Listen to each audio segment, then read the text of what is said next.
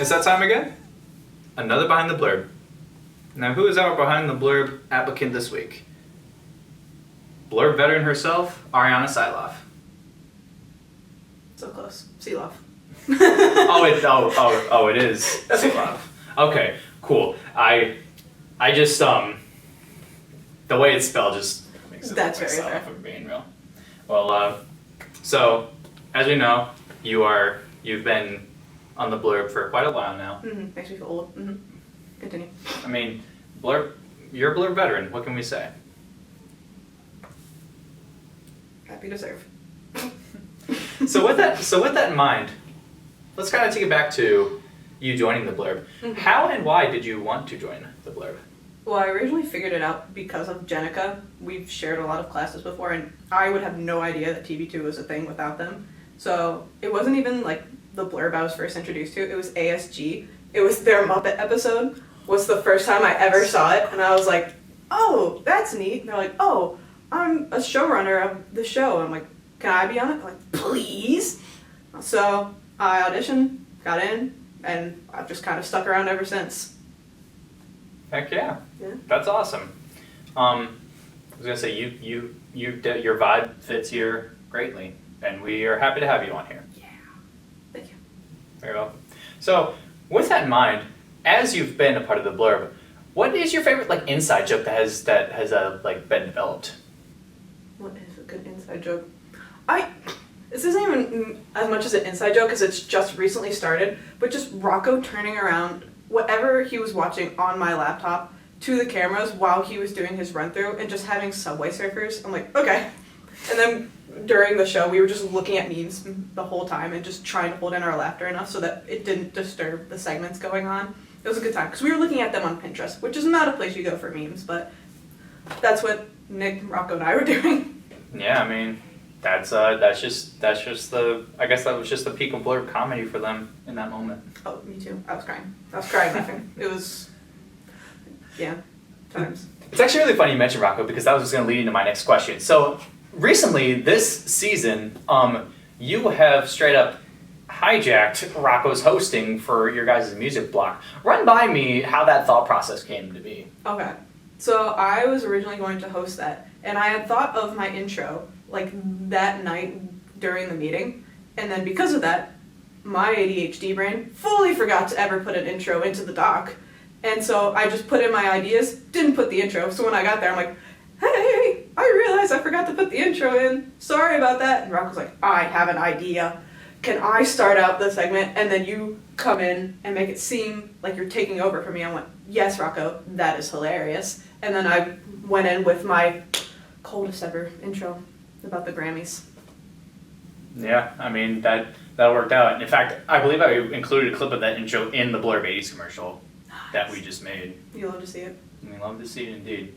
So, I guess like speaking of like general production and stuff like that, as we as the Blurb know, you are just like our producer Jenica. You are also a theater performance major. Mm-hmm.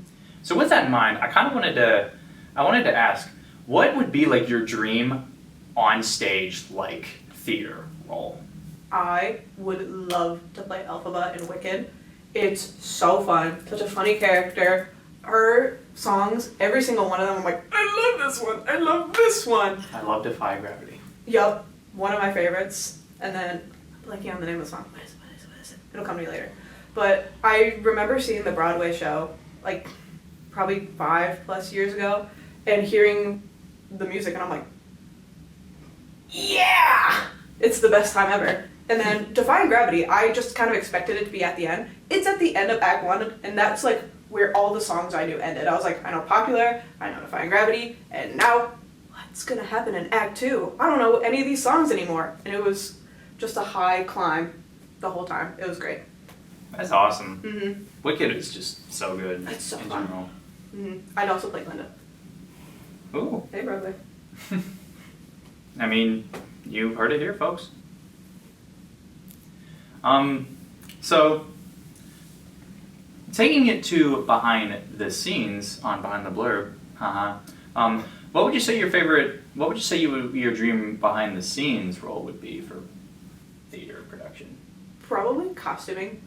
I feel like lighting, that's heavy lifting, and I don't understand lighting plots. Shout out to lighting people, I don't understand it. Stage managers, that's so much work, and my brain is like, I can't keep that organized. Costumes, that'd be so fun for me. I love like looking back into the time periods. Sewing, not so much. I had a practicum where I sewed, and I'm like, my fingers hurt.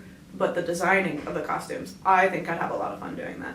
Oh yeah, I mean, I had a costume actually designed for me once, and I think like they had a lot of fun doing it, and I had a lot of fun just seeing them do it. So that just seems like something that would be fun to do. Absolutely, yeah. So while we're mentioning theater stuff, is there anything that you're partaking in that you just want to shout out or promote? As some of the people on the blurb know, I do participate in the Rocky Horror downtown. So I shift characters a lot, so if you ever want to see a particular character, I'll tell you when I play that character, then you can come down. But yeah, it happens on Fridays, Saturdays, once a month. And also, I'm in the play here at Kent State. Exciting stuff. Yeah. Everybody, it's a funny play. I'm mildly sad, but just for a little bit. You heard it here first, folks. Check it out.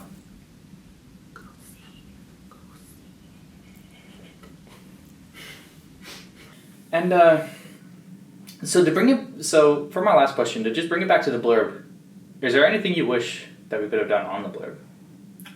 This one is very personal for me.